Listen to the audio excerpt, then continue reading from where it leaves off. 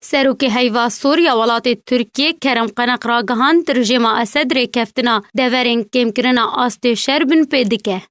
Qeneq di daxuyaniyekî ku ji rêxistina heyva Sûr derketiye dibêje bi hezaran malbatê Sûriyê ji deverên gûndewarê Başûriyê Idlibê berev Bakurê Sûriyê ve ji ber bombebarankirinên balafirên rejima Esed û Rûsyê reviyane. Herwiha beryaniha rêveberê bergiriya sivîlê li Idlibê ji ajansa Anadolu re ragihand balafirên Esed êrişên esmanî ser gund û bajarokên parêzgeha Idlibê encam dan û ta niha 9 kes bûne qurbanî û bi dihan birîndar bûn nava rêzên xelkên sivîl de.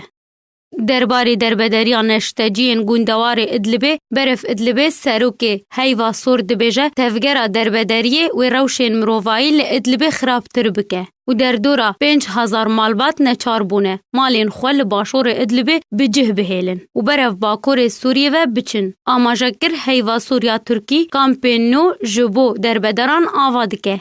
Herwiha serbar kir konên nû ji bo derbederên başûrê Idlibê li Bakurê Sûriyê hatine danîn. Xwebexşên heyva Sûra Tirkî selikên xwarinê û cilên zivistanê û çavdêriya pizîşkî pêşkêş dikin.